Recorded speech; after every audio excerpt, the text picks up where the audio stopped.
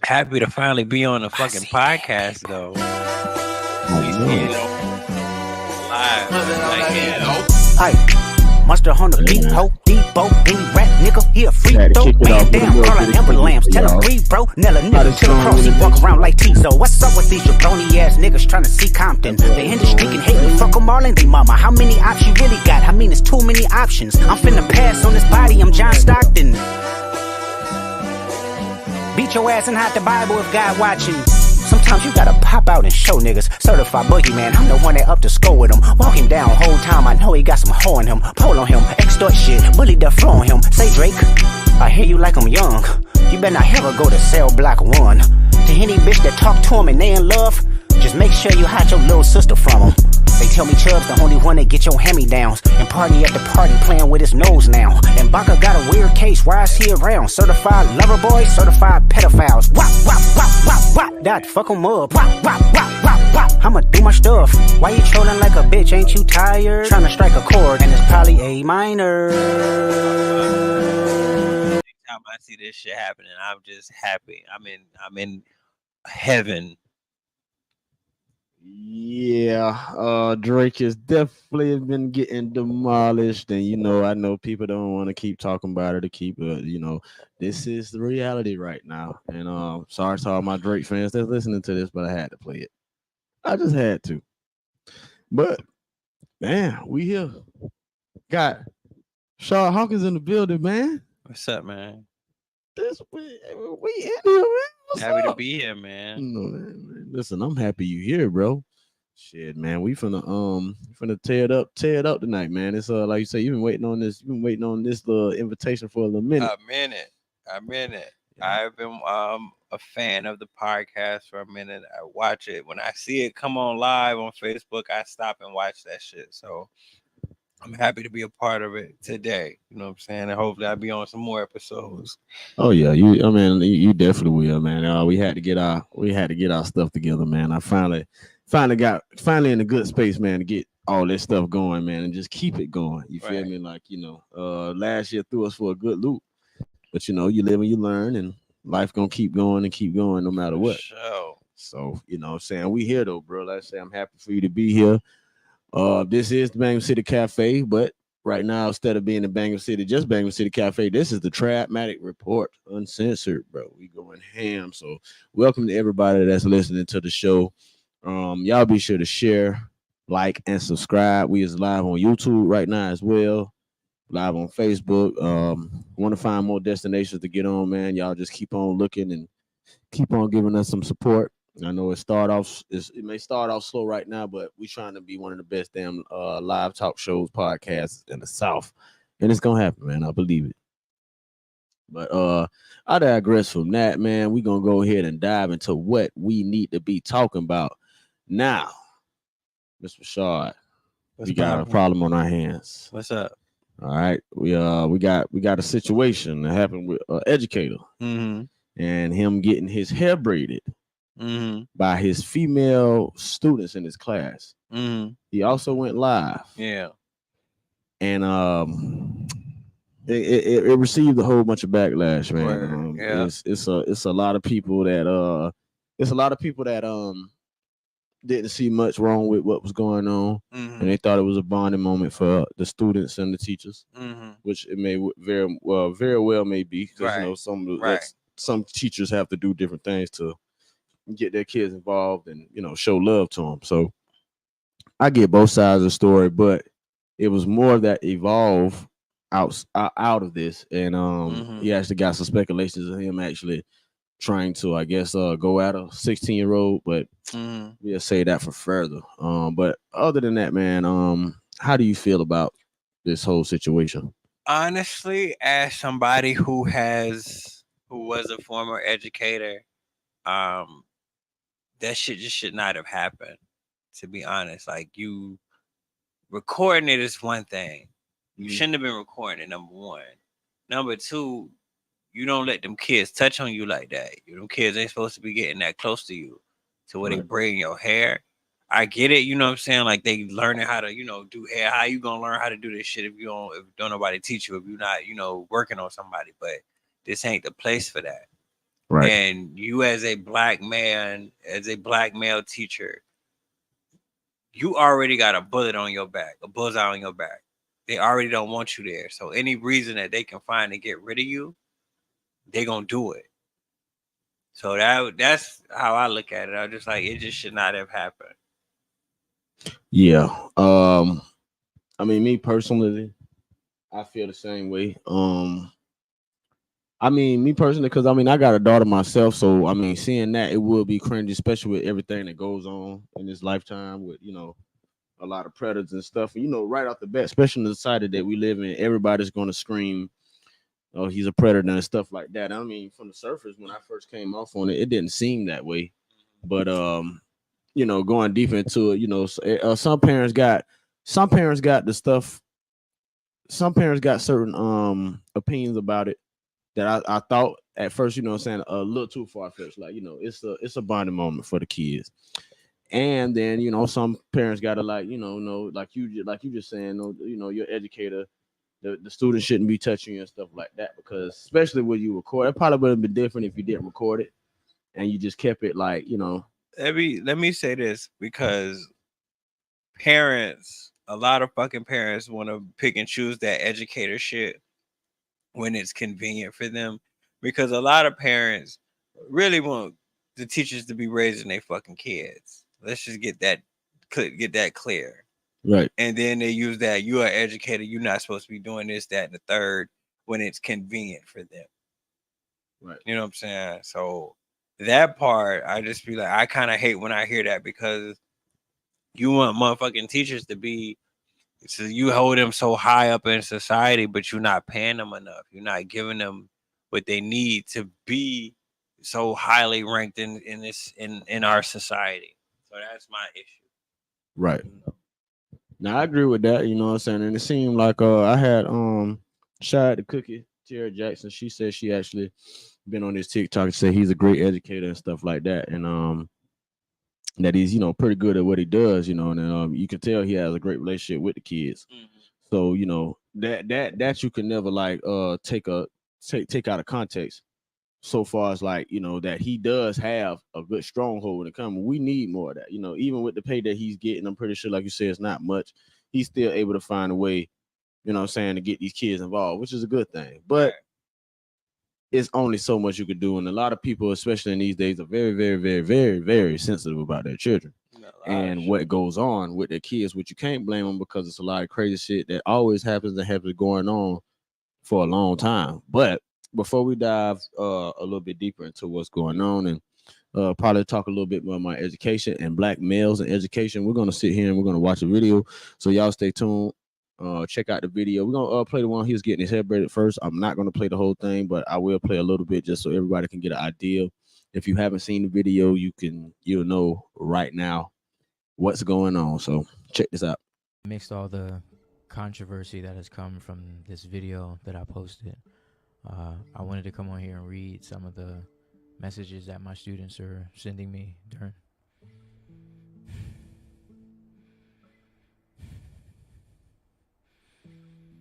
Some of the messages that they've been sending me.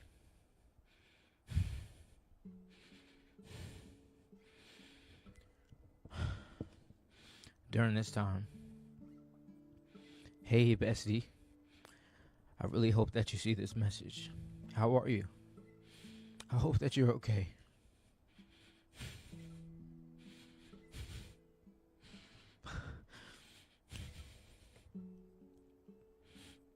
Our class misses you so much, and we really want you to know that we love you and we miss you so much and can't wait for you to come back.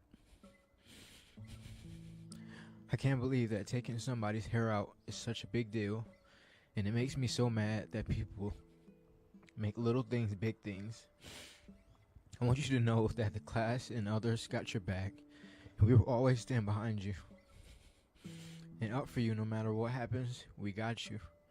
Again, we miss you and we love you so much, and can't wait for you to come back.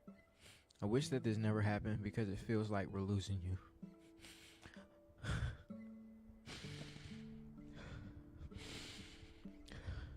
Come back soon. don't be gone too long, because if you're not back by Monday, I know something's up.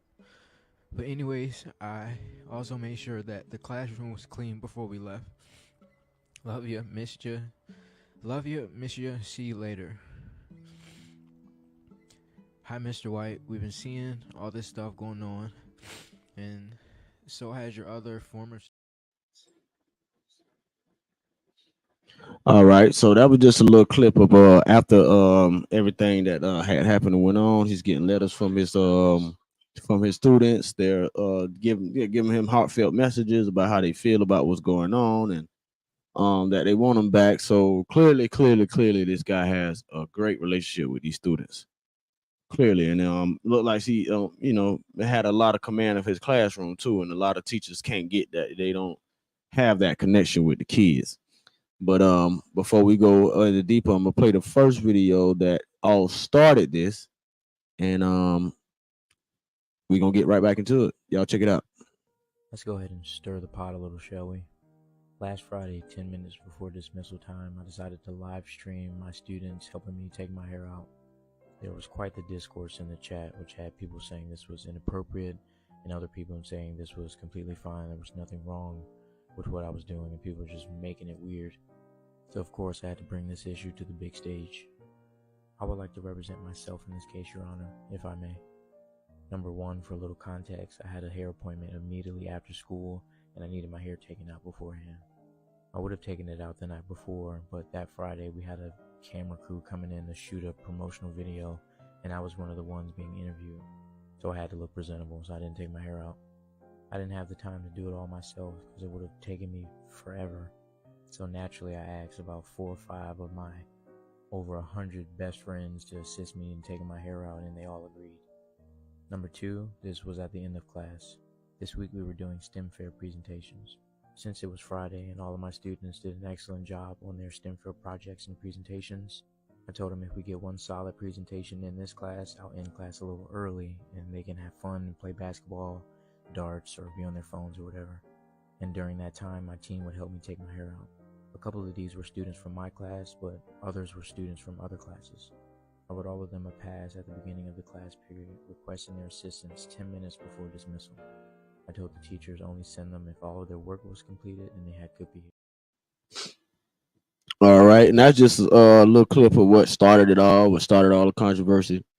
And talking to you earlier, Sharp, man, you mentioned something. You mentioned something about black male educators and stuff, man. And I if you can, man, I want you to go ahead and share that with the audience again about pretty much what you said about black male educators in the education system right now. Well, from experience, as somebody who has permanent substitute, a paraprofessional, somebody who's trying to get into that profession, you have a bullet on your back, essentially, a bullseye, excuse me, because it's like I had a black lady teacher tell me one day when I was working, like straight up, if she wasn't being nasty about it, she was just being real. She was like, you gotta watch what you do and watch how these people perceive you, because you are a black male trying to be in this profession. And she said it just like this: we need black male teachers, but we don't want black male teachers because you're gonna mess up our program. You have more influence over these kids than we do, and that is a problem. So whenever we can get you up out of here, we gonna do that. So just watch what you do, watch how you be around these kids, because they can find a reason to get rid of you. And I was seeing that, so now we're seeing that. It just, when we see stuff like this, like little kids be braiding the lady teachers' hairs up all the time. We doing their hair different all the time. Because of this, what's the difference? But lately, like we just had an incident here in Jacksonville where they said a teacher got in trouble for exposing herself in front of students, and just making, from what I heard, making OF content, only Yeah, I friends know what you're content. talking about. Yeah, I heard about that. So the thing is, though, and then when you look at it in the last few years, mostly the people, the motherfuckers that's been getting caught mostly messing with these kids is these Is female the teachers. female teachers. and that's the crazy part. But I mean, in the guy's defense, he did what he knew best to relate to his kids. And in the black man's defense, like you say, we face with so many challenges. You have to kind of go above and beyond sometimes to even get these kids to understand. You know what I'm saying? What your role is as a man, and then pretty much what your role is in society as a black man. Like they looking for you. They looking for me as a black man to fail. Right. They don't want to see. They hate to see the educated black man sitting on top in the place where he can, where he could be influential and stuff like that. You can articulate yourself. You can set a good example for the other young males, because a lot of them they don't see that often. A lot of times the woman is the head of the household or the person in charge of them, and then they see that it's like, okay, it's a little bit different. Right. It's hard for some of them. It's hard to get used to. You don't know how to deal with that. So it's just really about you just gotta have your head on a swivel in a lot of these places. It's just a fact of life. You have to learn how to maneuver through these spaces in these professions, because they already don't want you here. You're already in a situation where your peers or your superiors don't know if they want to hate you or want to fuck you. Yeah. You know what I'm saying? So you just got to learn how to maneuver through that and find a way to thrive through that and find a way to adapt through that, because it's a very uncomfortable situation. And not just being a teacher, just in corporate, in the artistic world, because a lot of times they want you to be a certain type of black man if you're going to be in some of these spaces. And when you're not, certain structures are threatened. I mean, because we know for a fact, like the gay male educators, especially if that was a gay male educator, he probably wouldn't have got no flack for it. If he was a gay white male educator, we wouldn't even be having no problems. They would, they'd be thinking he's cool. He'd be the teacher from Abbott Elementary or some shit. He's the teacher that's going to change the tone and all this stuff about what their curriculum and agenda that they're trying to have in the damn school.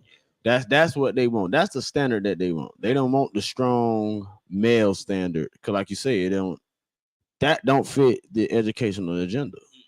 And even us looking into that even a little deeper, it's just like, especially in Florida, because a lot of you, whether you believe it or not, or whether you can see it or not, Florida has a lot of schools that pretty much are the school to prison pipeline, especially in Duval County.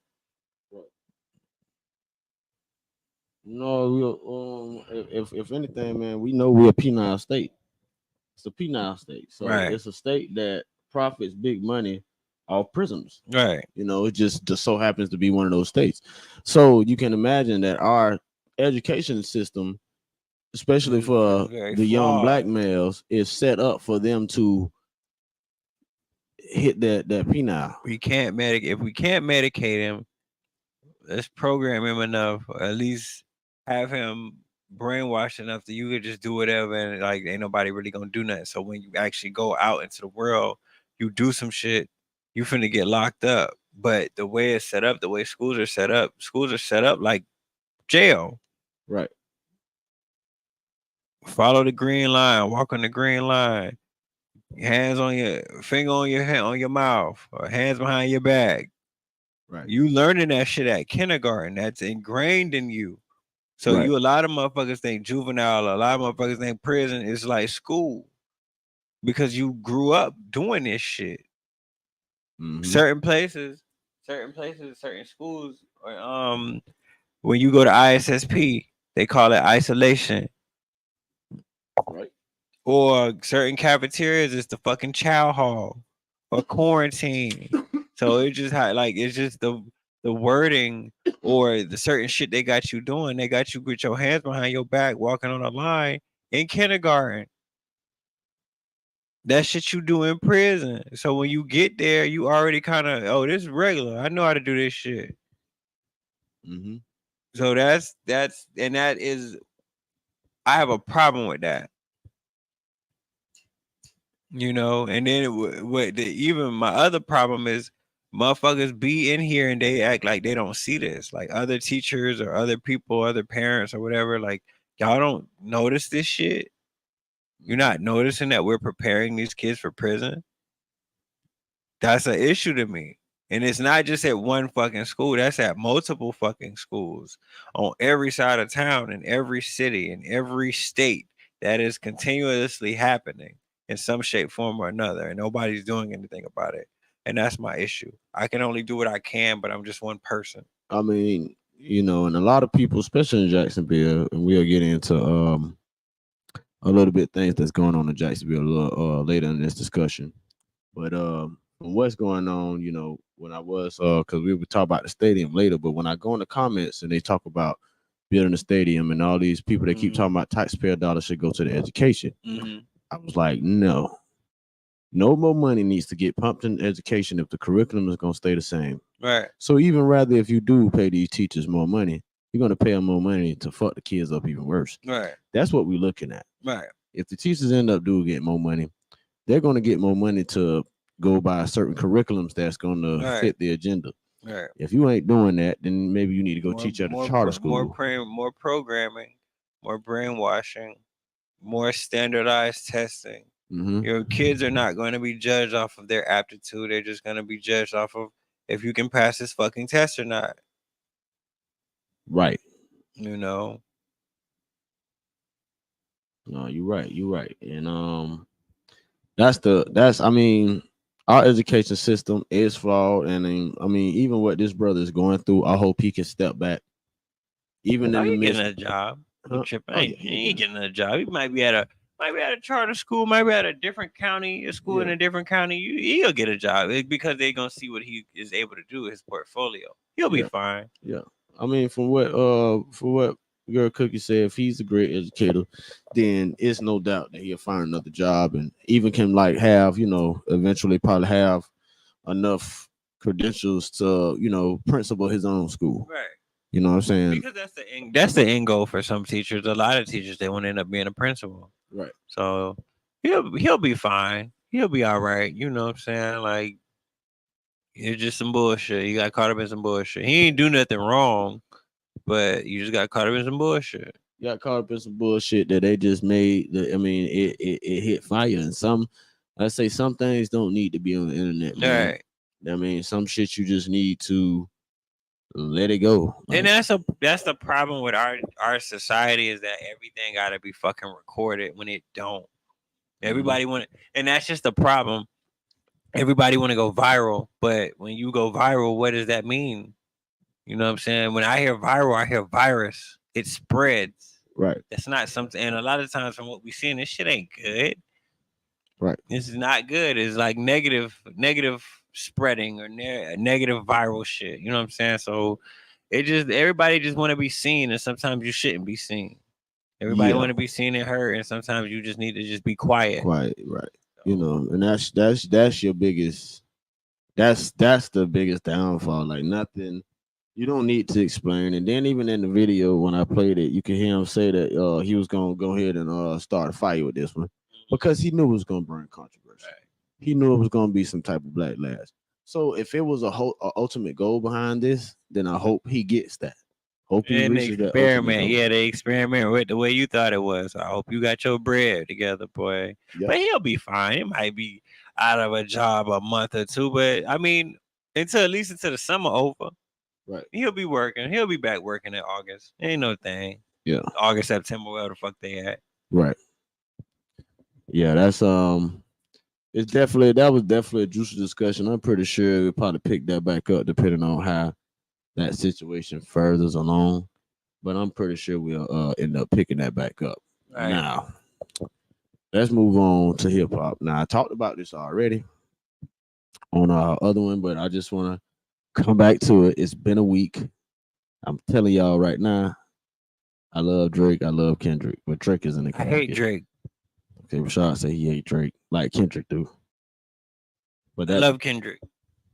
I love Kendrick too. I love him even more now. I got since I'm on the guest on the show, I gotta ask you a question, bro. Favorite Favorite Kendrick song? You had to choose one. Oh man. Kendrick got a lot of good songs, bro, but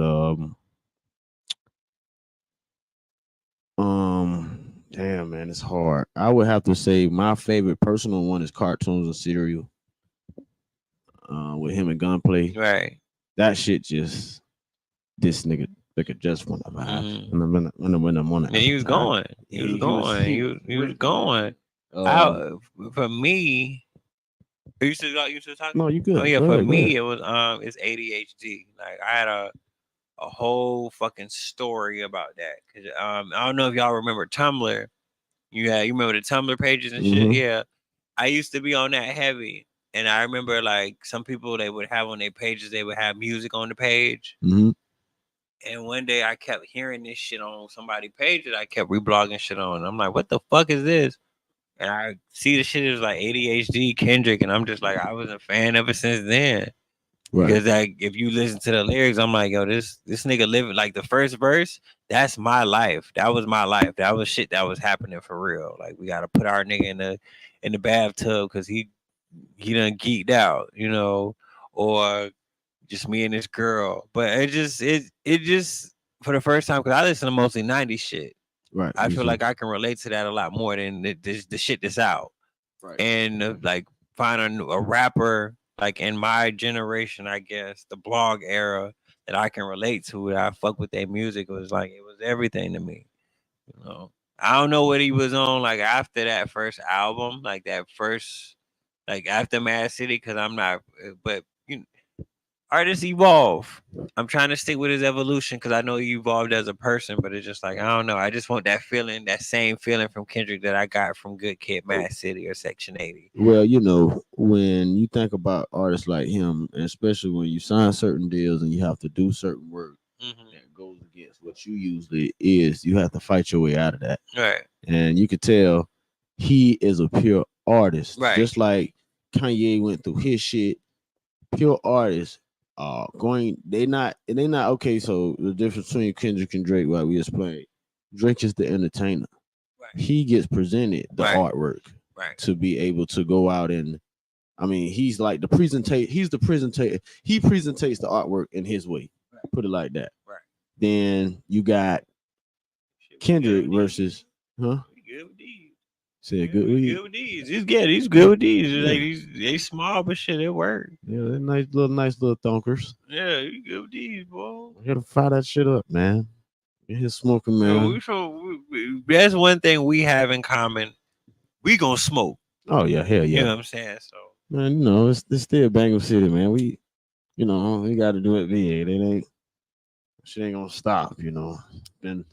Been down there part of this cast since we started. So shit, especially on this level, we gotta smoke, gotta talk, gotta think. for sure, Good dialogue, definitely. good dialogue. The next question. What's the next topic? Um, Cause I know we finna get into it, but yeah. I mean, no, I mean that's pretty much all I had to say. Saying pretty much like I say Drake, the presentator of the entertainment, and Kendrick is the artist. He's the one that he has to present his shit and pretty much put it together, produce it. So it's a different realm and a different world. So people like him, it's hard to come up to him, just get them to make anything.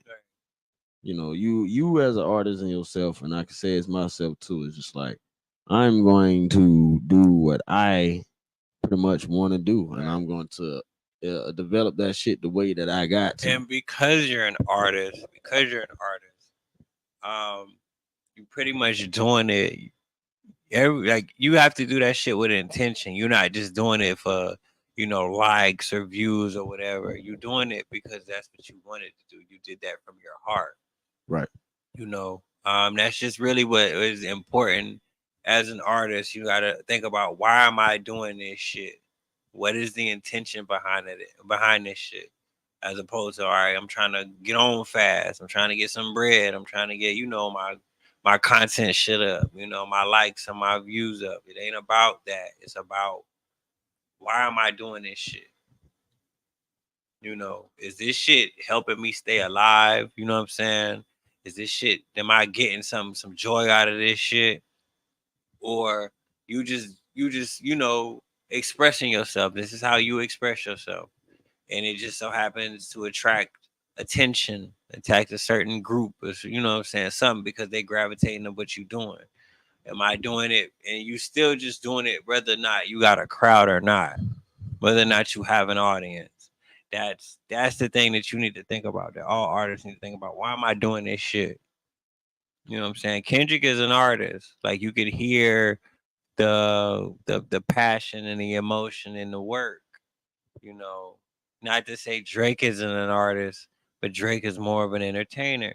Right. You know what I'm saying? Like, he's gonna entertain you. He's gonna you. How many fucking versions of Drake is it? It's fucking Houston Drake, motherfucking Island Right. Drake, motherfucking Gangster Drake, motherfucking Right. Texas Drake, Texas Drake. Sorry, Memphis Drake. Right. You know what I'm saying? Like, Right. all kind of shit. Damn near West Coast Drake. Well, how many versions is it? You don't know who this motherfucker is for real. You just know he gonna get on a song with a motherfucker from a region that's hot, or a nigga that's hot, and go from there. Yeah. I mean, like I say, that goes into like everything. Like even now, I got this saying that like now artists are creators at the same time. So creators will never get their credit due until they're gone, until somebody else take what they have already created and modified. And then damn near once that happens, it's Your gone. favorite fucking artist. I don't mean to cut you. Your favorite fucking artist. That's what be happening. Look at Tupac. Mhm. Nobody really understood Tupac until after he was dead. You're not really getting what he's trying to say until after he's dead. You're not getting what he's trying to tell y'all until after he's dead. Right. You know what I'm saying? Like, you're right. A lot of artists ain't gonna get appreciated or not appreciated until after they're not here, until when they can't smell their flowers. Right. You know what I'm saying? We was just talking about Gil Scott Heron earlier when we was going to get the chicken. Like, motherfuckers love him now, but back when the nigga was alive, they was calling him a crackhead. Yep. You know what I'm saying? Like, they know about the revolution will not be televised, but you don't know about all the other shit he did. You Right. know. So, or now motherfucker got more spoken word albums out alive, like dead, than he does when he was alive. You know what I'm saying? So that's just wild shit. Yeah, man. Um, I have an interesting take on just like everything when it comes to life and just about like being in that realm of artistry and create. Cause like, man, to understand the amount of work and creative process that they go to create the stuff that you do is crazy, And a lot of people as fans that they look at it and they take that shit for granted. So I think when we look at certain people, we don't, where they stop for 2-3 years, like, gotta understand, So sometimes when that inspiration is there, it's there. But when it's gone, and you have to find that spark again, and you got to find that drive again, and you have to really be pretty much re-inspired because it only lasts for so long. It only certain things get you in that groove, certain things get you inspired, and then after that, click is off, and then it's on to the next. Because just like the changing world and just how life is, life gonna change. So as life change, your inspirations change, your desires change, Right. things change. Yeah, it's just we live in this microwave generation, this microwave society. We want everything quick, and we consume up content so much so fast. You want more shit. You know what I'm saying? Like, you just got an album, and we so used to nowadays. We so used to artists like dropping shit back to back. Like, Future just did what, 2 mixtapes in a month. You haven't even really processed one project, and now you got another one. But we're so used to that. Right. You know what I'm saying? We so used to just having more and more to consume. We're the consumer. That's what we do. We consume more shit. And a lot of times artists, they burn themselves out because you just trying to have more for consumption, more projects to consume. And then you the energy, the emotion isn't there no more. Like, how can you keep writing about shit or keep performing shit or keep recording more music when you're not going through nothing? You're not experiencing more shit. You're not allowing yourself to experience more shit and process more shit so Right. it could come out in the music. Right. or whatever art, whatever your medium is. You have to have time to process what you just regurgitated out on record or on canvas or on paper. Right. You know what I'm saying? Like it's not just because we're both artists, is that's just the main thing. You can't motherfucker can't snap their fingers and all right, here's my art today. Here's what my shit today. Here's my poem today, or here's my song I just did. You know, it don't work like that. Right. You have to be able to experience shit like you're a what's the word? You're a reflection of your reality.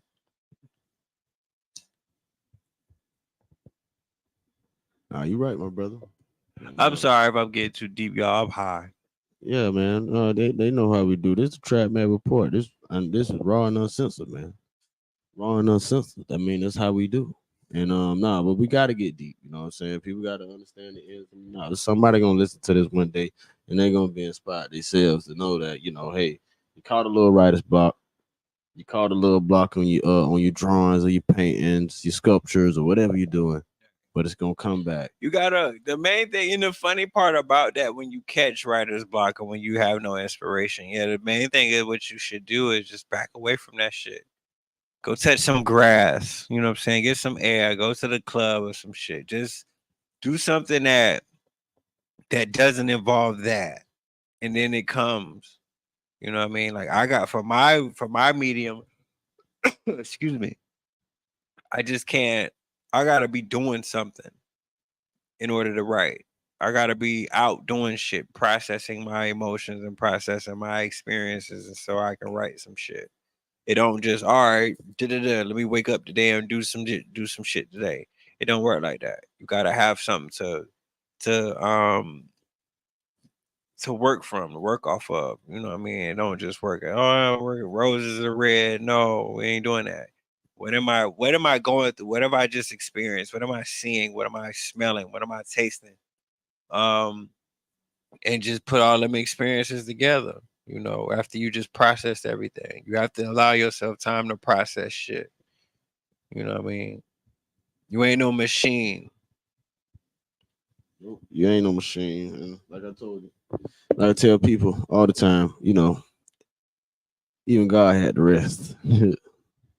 So like I say, when it's gone for that moment, it's gone for that moment.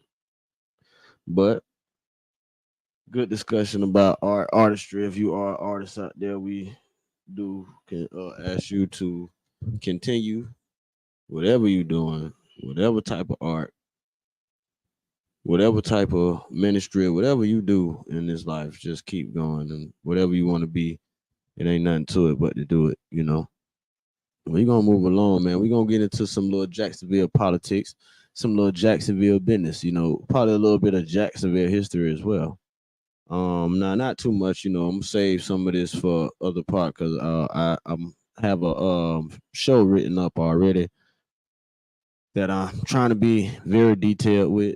And it's gonna talk about a lot of things that went on in Jacksonville, where Jacksonville has come from what it could have been, from what it should have been, and pretty much what it is now. And we'll dive deep into that a lot later. But for right now, we got some interesting and some exciting news for all the millennials, because the baby boomers and Generation X, they seem to hate this idea of Jacksonville getting a new stadium built for downtown. It will also host an entertainment district right around the stadium. So you finally have some shit to do after the games. And that's just perfect. That's just perfect. But Jacksonville definitely coming up. The stadium deal has got done, so that means, another 30 plus years for the Jaguars in Jacksonville, possibly, hopefully forever. And we can stay here for, as long as I live till I die. My kids, they can all experience the Jacksonville Jaguars because it makes us a lot of money. I've been a fan since I was a kid. If you are in Duval County, like I say, Bangham City, we love the Jag. So very important that we got this deal done. I'm happy. I'm excited to see how the future is gonna look when this thing is built and all done. It's gonna attract some businesses. It's gonna attract a lot of a lot more stuff. You know, maybe we can get a Super Bowl back over here. Super Bowl back in Jacksonville. We don't need it to be like five again, where we get clown on national TV because we didn't have enough seating in hotels and stuff like that to get these people aboard. Other than that, man, how you feel about the stadium deal, man? I know you think we need it. I hope you think that that's what we needed to move this city forward. I mean, I definitely feel like it's gonna have a domino effect on the city. Like it's gonna change the makeup of the city. No more than what it's already been doing. But yeah, it just the makeup of this city is about to change. You know yeah, what I'm saying? Like with this shit. My only concern is like, and I said it earlier, I'm just like, what is gonna happen to out east? What's gonna happen to the people that live there? Is like the property value of the shit gonna rise, or motherfuckers got to get priced out? Like these, you still have to understand that this area, the area that the stadium is on, is pretty much the hood, the inner city. Where are these people gonna stay at? Where are these people living at? What's gonna happen to them? You know, because this is gonna change not only just the city, but that area. Because I mean, of course, it's not too much. You know, you go from downtown and then you the Talleyrand and you out east. You know what I'm saying? right, So that's my main concern. But I have mixed emotions about this situation, but because it's needed. It's needed here. We got to keep Jacksonville. We got to keep the Jaguars here. right. Number one, we have to keep them here. Like, and especially if they actually start doing better, if it's actually we having winning seasons, if we're known as contenders, that does wonders. Like, do you see how it looks, how this city feels, and how it looks when the Jaguars are winning? Right. You know what I'm saying? When the Jaguars losing, we all kind of fucked up. When the Jaguars is winning, like, bro, like, what is it? Like, you get free drinks and shit everywhere. Like, everybody's happy. Even the crackheads got on Jaguar jerseys or Jaguar gear. You know what I'm saying? Like, I love seeing that when a city is, like, really behind a team. Like, everybody got on Jaguar shit. The white boys, the hood crowd, the Mexicans, the Asians, whatever. The crackheads got on all Jaguar Oh shit. my god. You know what I'm saying? Like I'm it gonna say the look like crackheads, they got it wrong. look Yeah, like you right you ever though. notice that shit? Like every time the games is on, or like um a Sunday before a home game, what is going on? You got the stove there. Everybody got on a Jaguar jersey. Everybody got on a Jaguar shirt. Like I said, the crackhead who got his beer in the gas station right in front of you. What he had on? He had on fucking Mike Peterson jersey, right? It was all Oh, beat up. He sure did. Or it's cold. What you see outside? The crackheads got on the big ass starter jackets. You can't even find that damn starter jacket nowhere. But he got it. It does wonders for the city when that team is winning, when that team is successful. And if they get more pieces, they could be deep in the playoffs and they don't do dumbass shit like how Jaguars be doing. They could actually be something. I don't know what's gonna happen in the AFC South because I ain't gonna lie, the AFC South done got upgraded. So it's like motherfuckers gonna have to work. I'm very concerned about Houston. I'm not concerned about Indianapolis. I don't give a fuck about the Titans, whatever. I'm concerned about Houston though. Houston gonna be for real, man. Like I'm concerned. I'm real deal concerned about Houston. Like, but we gotta honestly. I just don't like. It's not that I don't like CJ Stroud. I just feel like he got to get disciplined for some shit that he said about us. Yeah, Like during this year, I wasn't feeling that. Like when he was like, he went on the pivot and was talking shit about us. So yeah, yeah, he gotta get handled for that. yeah, yeah. He gotta get his ass like handed to him for that. I feel like a lot of teams and a lot of sports people gotta get disciplined because they always dissing us. They always disrespecting us. They always trying us. They always got some little shit, some slick shit to say about Jacksonville. And I'm tired of it. Like I'm really tired of that shit. So we gotta do something about that. No, I'm with you and you're right because if this was the good old heydays where we had the old Fred Taylor Jones Drew, and what I'm saying, we have been able to shut all that shit up. Freaky But Freddy, yeah, man. Freaky Freddy, Jones Drew, Brunell, even Leftwich. I done got into fights because I had on a Leftwich jersey on. Niggas fight me in school. I still want my shit. David Garrard, motherfucking Paul Posluski. No, if we gonna talk about it, let's talk about it. Like these niggas we had real niggas on our team. Like we might not make it to the Super Bowl, but we gonna make it to the playoffs, and it ain't gonna be no blowout, my nigga. Like you gonna have to play us. Right. Jacksonville, motherfucking Marcus Stroud, motherfucking Mike Peterson, motherfucking Rashad Mathis. I remember when Rashad Mathis body slammed Ocho Cinco on national television. A lot of people don't remember that. I do. You know what I'm saying? On national television, I said this is the type of team we need. We can't do that shit now, but you know what I'm saying? Oh. Like it in the times when like they were just passing out CTE, we had a squad. You know what I'm saying? We had a squad that's gonna fuck you up. And we need to get back to that. We need to get back to that attitude. I'm glad they bringing back the jerseys, the classic jerseys and shit. Yeah, I seen that. You know what I'm saying? Like we gotta really do some shit. I gotta get a jersey. I really wanted really jersey, but some just said don't get it. You know what I'm saying? And now look where this bitch ass nigga at. Is he worth? Not the, is he? I love really, but he's not worth $50 million. Nah, man. He's not worth. Not the same motherfucker. Not the same motherfucker. You running the wrong routes. Definitely to go to the enemy, man. That's just not right. Right, you that fucked up, bro. You say what? You that fucked up on over your bread. I know you wasn't working in 3 years, but you that fucked up over your bread. Right. You're not worth. I mean, you're not worth 50 million. Like you, I'm happy for you, but you're not worth 50 million. You're not. Not the same nigga that was running the wrong routes, and then you actually getting caught in the smoke shops getting backwoods. Nigga, no, you're not worth 50 million. Nah, man. They first of all, it was one of those moves like this is the Tennessee Titans. We all know Jacksonville and Tennessee Titans fans. We do not get along. And when I get some whole ass, I just don't like it. That's some whole ass shit. Listen, listen, if we had like first of all, Cisco a beast. I hope Cisco go over. Ain't no friend no more. Cisco go crash him. I need that. I need Cisco to just crash. I need that. I need that from Cisco. I need that. Yeah, we need that. You honestly, but I think he need to, and I really think Cisco gotta really anchor that defense. You know what I'm saying? Because look, half of the defensive squad, defensive back squad, cornerback squad is gone. Right. And you still there. That should tell you something.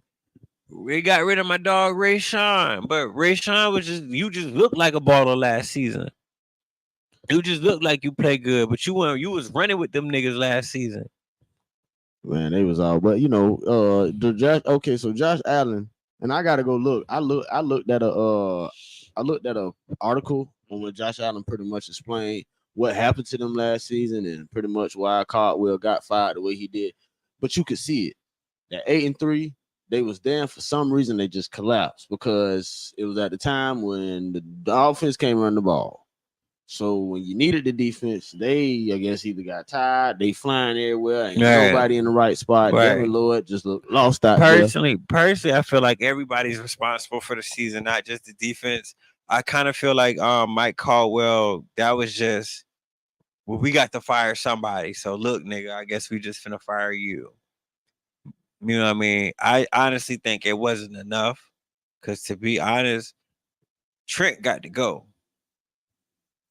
Hey man. If it's not a successful season or a better season than it was last year, Trent got to be up out of there. Yeah, I mean, if he so say for instance, I got to relook at our schedule. I definitely gonna make a nice dedicated Jaguar post when it comes time. So we'll talk about our Jazz because we just as excited about them Jazz as everybody else, but they can't let me down this year. But Trent, if he don't get into the first 5 games at least over 500, you got to take it away from him. If the offense just look bad. Mm-hmm. I personally, I just feel like I'm already sold on him leaving, so I'm just waiting on you to fuck up. I'm just waiting on it.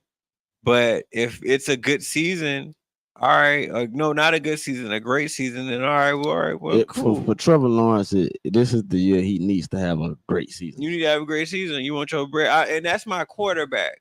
That's my quarterback. I love Adish Trev. I love Adish Trev. That's what that Adish Trev. Like that's him. I love that boy. Like straight up. But it's just like you have to understand that. And on the off chance that he happens to hear this podcast, and then he might. Oh no, you just have to understand, bro. You don't gotta just do everything. And that was the problem. That was a part of the problem from last season. Motherfuckers just said, fuck it, let Trev do it. He been doing it. No. This ain't college. This ain't college. Let Trav do it. He been doing it. Nah. They pretty much said that, and then when he couldn't, they didn't know what to do. And then you didn't give what's bro name the quarterback enough the other nigga the bench quarterback. You didn't give him enough time to do nothing. Right. So that was one of the main problems that they just said, fuck it, let Trev do it. He been doing it and he couldn't, and that's a problem. And then also with that O-line. That O-line is fucking terrible. But I think they'll do better this year. I like I like the Mitch Morse pickup. I like what's the boy name? Cam or Andre or some shit. The Ricky. Yeah. I like him. I like him a lot actually. It just he just made stupid ass mistakes at the worst time. But it was rookie mistakes. Yeah. I think he'll be a lot better. I really like the Brian Thomas pickup. Yeah. I really like that shit a lot. I don't appreciate Zay getting cut, but I feel like shit. If Jarvis Landry can get on the team, all right, we might have a lot more firepower. You know what I'm saying? Like I like Kirk, and when Kirk got injured, it took a lot out of us. Yeah. You know what I'm saying? It deflated us. I mean, you shouldn't have them problems if you got Ingram and then you got another tight end. And yeah, motherfuckers need to put respect on Evan Ingram name. That's another problem I have with these sports people. They don't never give us our props. They give like all the rest of these niggas who average shit or like go over 1,000 yards. They props, but they don't give Jacksonville niggas they props. Well, like niggas is not niggas. Why aren't niggas talking more about Josh Allen? Why aren't more niggas talking about Evan Ingram as far as tight ends and defensive players? That don't make sense to me, and that is why that's another reason I'm tired of like these sports media people disrespecting our city and disrespecting our team. Right. I get tired of that shit. You know what I'm saying? Like I take it very serious because I'm a real Jacksonville fan. I've been here since the beginning. Right. You've been here since the beginning. Right. So we take this shit a little bit too serious. Right. Because we grew up in this shit. Right. You know what I'm saying? Like we grew up in this shit. I'm looking right at a fucking Jacksonville Jaguars poster right now, y'all. So it's just you gotta right. You know what I'm saying? Like we really take this shit serious. You know what I'm saying? We don't, especially if we buying the motherfucking jerseys. The throwbacks is one thing, but the nigga that's playing now, his jersey, especially on the off chance he might not be there next season, we taking a risk. Right. You know what I'm saying? But it's just the love we have for our team. We make whole outfits based off the damn jersey. Yep. You get shoes based off the Jaguar jersey. You know what I'm saying? So we just want this shit to go right, go smooth. We ain't up in Everbank Field for no reason. Hey man, I'm since the days of Alltel, Alltel Stadium, nigga. The days of Alltel. So when the seats was yellow. Yeah. When the seats was yellow, they don't remember that. Yeah, man. It's Duval till we die, man, and we definitely got into that a lot deep. But y'all got to understand how it is, right? City. Last thing before we go to the next, they don't know about the honor rolls. They don't know shit about the honor rolls. They don't. You get all ages to sit in the sun, bitch. Yeah, those was the good days.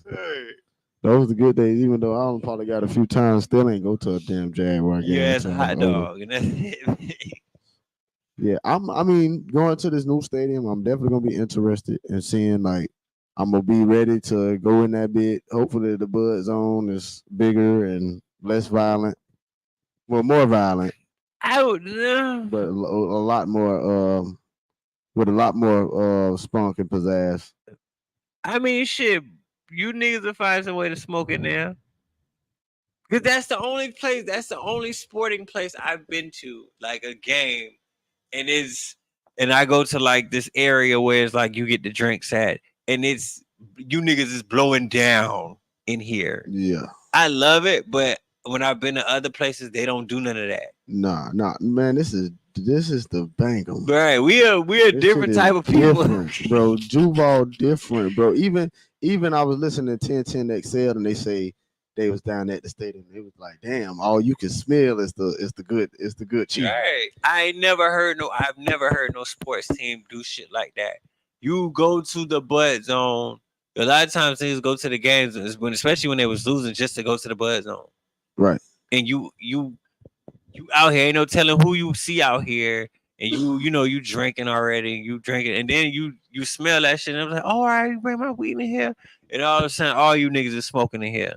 Yep. And then and then also we be having the young niggas who rapping, like the new rappers, they be out there. Like you nowadays it's not unusual to run into Nardo Wick if he's here. He's at a game.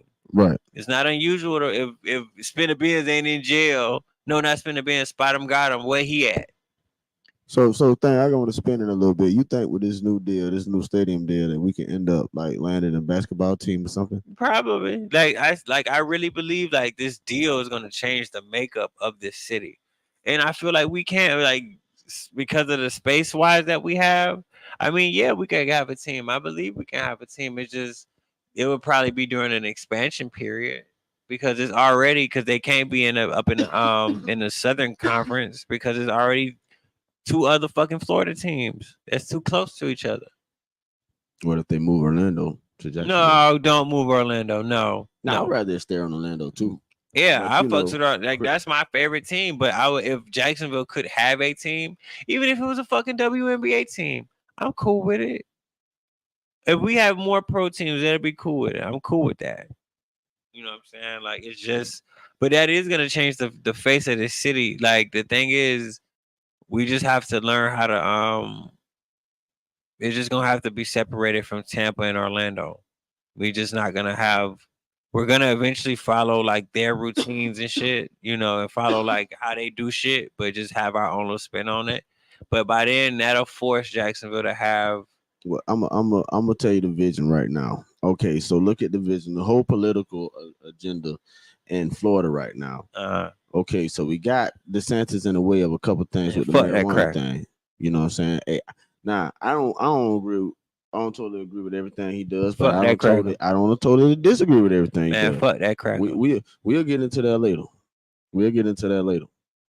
But I wouldn't say I totally just disagree with everything he say. But with the whole recreational marijuana thing, he was like, he'll put some little panel together. I'm like, cool, bro. It don't matter because as long as they get the votes, it's going to be voted in. You motherfuckers better vote in November. Just vote, because I mean, I'm gonna vote for it.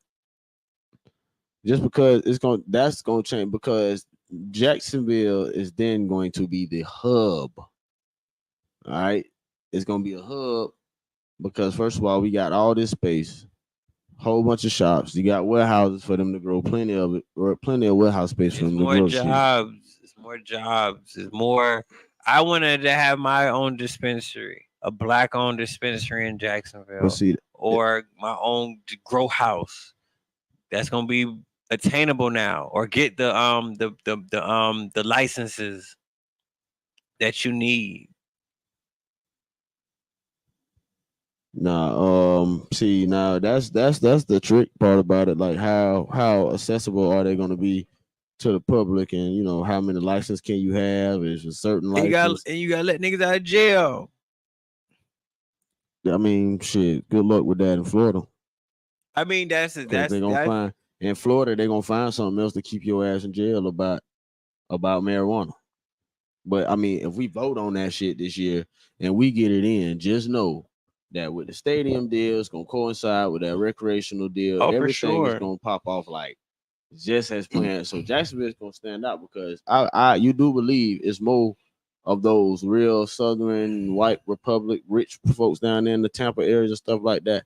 And a lot of shit they going for, but up here, it's still the demographics is more, you know, a lot of you still got the laid back country folk that stay here. A lot of They'll be cool with it, but most of the older folks they gonna be running out of city. the whole shit really is that that generation, that baby boomer generation, silent generation, they're dying out.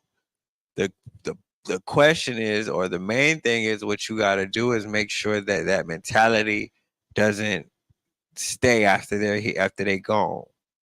That racist mentality, that separatist mentality, that doesn't still be there, because shit, a lot of that shit they pass down to their kids, their grandkids, they keep that shit going. So imagine that's the main thing, is you got to make sure that that mentality I mean, doesn't being that what people don't understand, and bro, I wanna get with you, bro, so we could write a script about this. And work. I ain't mean to cut you off, but Yeah, I you got have you. to what people have to understand about Jacksonville, bro. If it was on some mob shit, it'll be a very big stronghold in here because it's more family oriented. So even on the white side, you know, on the white side of things, you know, I got a lot of white friends. It's very family oriented. Right. So if you bred into a certain family, I ain't gonna say names on here right now. I'm gonna say that for later. But if it's certain names all throughout the city on both sides, the black and the white, it's certain politics and certain things that go on. So Right. they're not going to let certain things go down. They're not going to let certain things go on. They, you know, so that's the powers that be that you really got to deal with in Jacksonville and the state of Florida, period. Because even the penile states is owned most by these rich white families that Word. stay here. Yeah. You know, I so agree. I agree. I definitely agree with that. It's just as you go up and down this state, it's just you just see how it's different. It's just wild shit. But yeah, I'm gonna be very interested to see what happens to this city in the coming years, and the next how Jacksonville looks in the next 10 years, let alone the next 5. yeah, man, it's definitely gonna be real, bro. I'm thinking about like I say, I got a script that I wanted to write, like, you know, a nice little script about, you know, make of course fictitious elements in it and put, like, you know, things that be like, you know, fiction, but at the same time it'll have core elements that run and how Jacksonville is run, like almost like on some crazy, not even no crime shit, just how Jacksonville is, you know, and shit that you'll run into. So, um, shit, man, we didn't reach our album mark. Um, I did, man. I challenge you to give us a poem, bro, at the end of our show, bro, and we pretty much at the end, bro. So, however you feel, bro, whatever you want to share, bro. This is my boy Rashad Hawkins. Y'all gonna see him a lot more on here. Great dialogue tonight. Right, definitely, definitely. Like I said, thank you again for having me. And yeah, definitely got to get back on here. I've been trying to get on here for a minute, and shit, I'm just happy to be here. I'll be on it again. So all right, so I'm gonna ask you this question, bro, because when I perform and I don't know which one to start with, I ask my crowd. You know, I'll be like, I let my crowd be interactive and pick the shit for me. So, um, just off the name, would you pick Steady Mobbin or Nas? Okay. I think I'm interested in Nas. I want to see what Nas is like. Nas. Yeah, All let's hear right. Nas. Cool. All right. Today is a new day. I release what releases me. I see myself, my heart, my soul with different eyes. Today, my faith grows. Life has meaning. My dreams have detail. My joy is looking for me. Love will find us, lose us, and find us again. Today, conversations will be had. Real conversations, serious conversations, difficult conversations. You have to say it real when you don't know what to say at all. Today, I don't focus on today, I focus on the future. A foreign concept to a survivor. As bright as I want it to be, as grim as I hope it isn't, I move towards it. Today is the day I leave the hell of myself and call my demons by name and declare myself their Lord and Master. Today is the day I got to live on. I got to go live on. Today is the day I remind myself what I have learned over and over again. Surviving is out. I've got to live. And that's that. Yeah, bro. That shit was Appreciate it. deep. Thank you, bro. I love that shit, bro. And I appreciate you for gracing us with your art, bro, on the Right. show, bro. This is the first time, bro, and want to keep this shit going. Word. Appreciate it. Thank I you. really appreciate that, bro. That shit was nice, bro. To all the listeners out there, all the supporters, this is Bangham City Cafe Trabmatic Report. I say so. Trabmatic, definitely checking out. Before I leave, man, just want to leave y'all with some remarks, man. This is your time. This is your moment. Do not look back. Keep looking forward. What's in the past is in the past. You got to live for the day. Don't even worry about tomorrow. You live for the day, then you can control what happened tomorrow. All right, and it's been a lot going on. The economy getting us, out of whack. A lot of people going through a lot of stuff right now. So I just need everybody out there to understand and know that we have each other. But until we get out of ourselves, we'll never understand how life really is. So y'all Message. y'all keep everything in mind, man. Like I say, I love everybody in this audience. So we're gonna go ahead and take it out with just a little bit of music. And y'all make sure y'all like, y'all share, and y'all subscribe, share to your friends, share to your family, your cousins, everybody.